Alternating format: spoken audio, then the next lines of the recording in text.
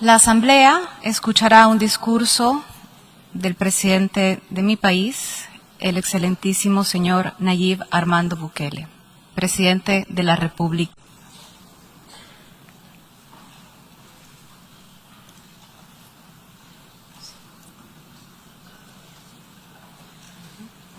En nombre de la Asamblea General, tengo el honor de dar la bienvenida a Naciones Unidas al excelentísimo señor Nayib Armando Bukele, presidente de la República de El Salvador, y de invitarlo a dirigirse a esta Asamblea. Señora Presidenta de la Asamblea General, Griselda, una compatriota nuestra y nuestra embajadora ante las Naciones Unidas, excelentísimos jefes de señores de Estado y de Gobierno, honorables miembros de las diferentes delegaciones, mi esposa Gabriela y mi hija Laila, señoras y señores, y principalmente a los hermanos de todas las naciones del mundo. Les traigo un saludo de la tierra de los volcanes, del surf, del café, del Bitcoin y de la libertad. Casi todo lo anterior es fácilmente verificable. Cualquiera que vaya a El Salvador encontrará las mejores playas para surfear del mundo.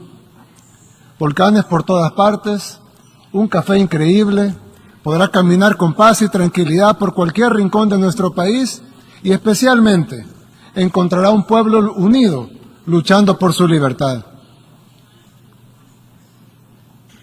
Y eso es precisamente lo que vengo a hablar en este podium, en la Asamblea General de las Naciones Unidas, de libertad. La que añora mi pueblo y la que añoran todos los pueblos del mundo. Y es que libertad es una palabra que se dice muy fácil, pero que requiere de lucha, perseverancia y muchos sacrificios para que sea verdadera. La libertad de escoger hacia dónde vamos y cómo lo queremos lograr. La libertad de definir nuestro camino como seres humanos. Pero para ser libres, como mucho de lo que nos define, depende de cómo nos ven los demás, pero principalmente de cómo nos vemos a nosotros mismos. Por lo tanto, además de decidir que queremos ser libres, es requisito indispensable que los poderosos respeten nuestra libertad. Yo vengo de un pueblo que durante mucho tiempo se vio a sí mismo como menos que los demás. Vengo de un pueblo donde nunca habíamos tenido el valor de tomar nuestras propias decisiones. Vengo de un pueblo donde nuestro destino siempre fue controlado por otros. Vengo de un pueblo que solamente es dueño del país más pequeño del continente americano y que incluso esa pequeña propiedad sobre ese pedacito de tierra, que apenas se ve en el mapa, no es respetada por países que tienen muchísimo más territorio que nosotros, muchísimo más dinero y muchísimo más poder, y que piensan correctamente que son dueños de sus países, pero piensan incorrectamente que también son dueños del nuestro. Y es que un grupo de países poderosos no solo tienen mucho más que todos los demás, sino que también creen que son los dueños de lo poco que tenemos los países que no somos poderosos. Es como si alguien viviera en una casita muy pequeña y humilde, pero que tuviera un vecino muy rico, cuya casa es un hermoso y gigantesco palacio, con inmensas extensiones de tierra y tesoros inimaginables. Quien vive en la pequeña casita respeta y admira a su vecino. No le molesta que sea inmensamente más rico que él. Él está feliz en su pequeña casita, pero ha decidido mejorarla, pintarla, arreglarla y amueblarla mejor. Con esfuerzo, claro, pero está seguro que valdrá la pena. Todo bien hasta ahí. Hasta que el vecino rico decide que su vecino pobre no tiene el derecho de arreglar su casa. No tiene el derecho de comprar otros muebles o pintar las paredes. El vecino rico ha decidido que no solo es dueño de su palacio, sino que también puede ir a dar órdenes a la pequeña casa de su vecino pobre. Y la orden es que todo tiene que seguir mal, como estaba antes. Los arreglos no están autorizados. El vecino pobre no tendría por qué adversar a su vecino rico. No tiene por qué envidiarlo o aspirar a tener lo que el vecino rico tiene. No tiene por qué pretender que irá a su palacio a darle órdenes o a exigirle que cambie el color de su mármol.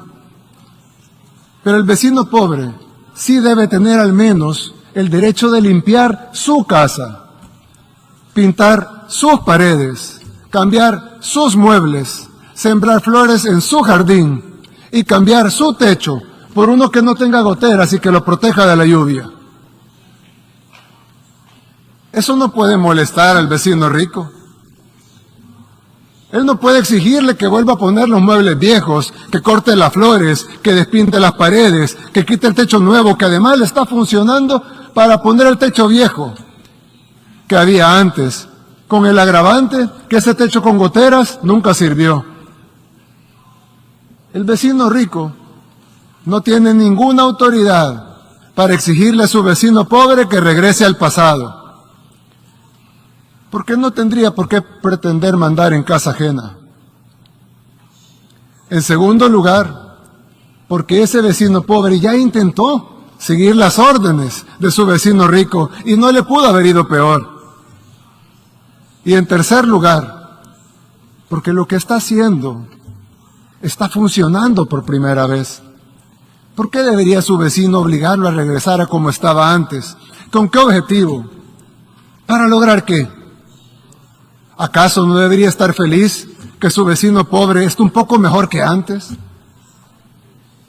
Por eso digo que la libertad es algo por lo que aún luchamos en nuestro país, en El Salvador.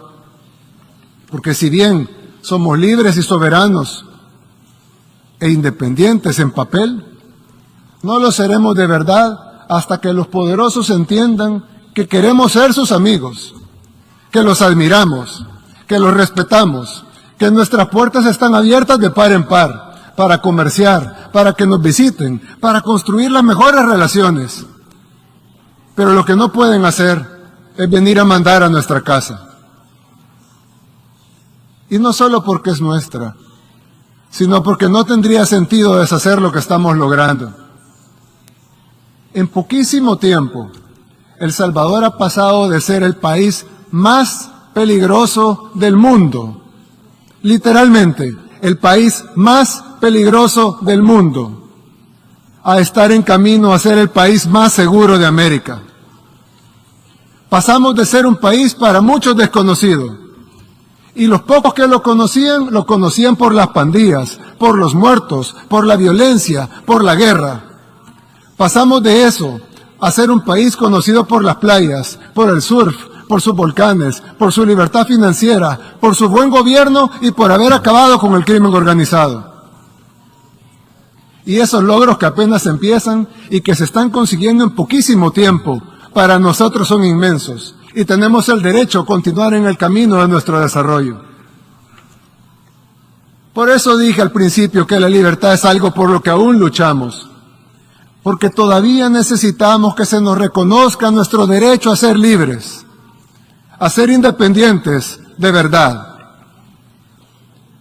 Quise utilizar este podium para decir estas palabras, porque tal vez no solo resonarán en mi país, El Salvador, sino también en otros pueblos del mundo, que como el mío, quieren construir su propio camino, con libertad.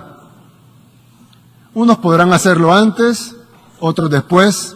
Para unos será más fácil, para otros será más difícil. Pero será mucho más rápido si los países poderosos nos ayudan. O al menos, si no nos quieren ayudar, que no estorben. Cada pueblo debería encontrar su propio camino. Y cada pueblo encontrará amigos en la búsqueda de ese camino. A esos países, humildemente les ofrezco la amistad de este pequeño país, el más pequeño del continente americano, el país del surf, de los volcanes y de las pupusas. El país que aún lucha por su libertad, pero que está a punto de conseguirla. Hace 3 años estuve aquí, en este mismo podio, en las Naciones Unidas, En ese tiempo les dije que este formato era obsoleto y ahora, 3 años después, nos damos cuenta que lo es aún más.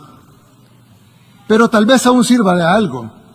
Tal vez sirve, entre muchas otras cosas, para que este representante de este pequeño país, el más pequeño del continente americano, humildemente les recuerde que estas Naciones Unidas no se crearon para dividir, para destruir o para someter, sino para relacionarnos, para trabajar juntos, para construir una mejor comunidad de países y para buscar soluciones a los problemas del mundo. Pero con el respeto absoluto a la soberanía y a la autodeterminación de cada país y de la manera que dice la misma Carta de las Naciones Unidas en el primer principio de cómo sería esta organización. La organización está basada en el principio de la igualdad soberana de todos los pueblos. Y como dice uno de los principales propósitos por los cuales se fundaron las Naciones Unidas, fomentar entre las naciones relaciones de amistad basadas en el respeto al principio de la igualdad de derechos y a la libre determinación de los pueblos. Tal vez el cambio del mundo unipolar al mundo multipolar del que tanto se habla sea mejor si en lugar de pasar a ser de una superpotencia a varias superpotencias, pasemos mejor a un mundo en donde cada pueblo es verdaderamente libre de construir su propio camino y donde en esta comunidad de naciones aportemos todos, los grandes y los pequeños, desde nuestras experiencias y nuestras capacidades, a solucionar los problemas de la humanidad. Nadie pudiera estar en contra de eso. Pero al igual que con la libertad, fácil es decirlo, pero difícil es que sea realidad. Vine hasta acá a pararme en este podio, en un formato en el que ya no creo, para decir algo que lo más probable es que de todas maneras no cambie la forma de que los países poderosos ven a los demás, pero tal vez sí cambie la forma en que los países en vías de desarrollo nos vemos a nosotros mismos. Si después de estas cortas palabras he logrado algo de eso, o al menos que un puñado de individuos que se verán a sí mismos con respeto y que sepan que son capaces de construir su propio camino, entonces valió la pena venir hasta acá, a hablar en este formato obsoleto. ¿Y quién quita? Tal vez con el tiempo, tal vez surgen otras naciones, surgen otros pueblos que también decidan luchar por su libertad. Y entonces, las Naciones Unidas habrán vuelto a ser relevantes, al menos para este humilde servidor. Muchas gracias y que Dios bendiga a todas las naciones del mundo.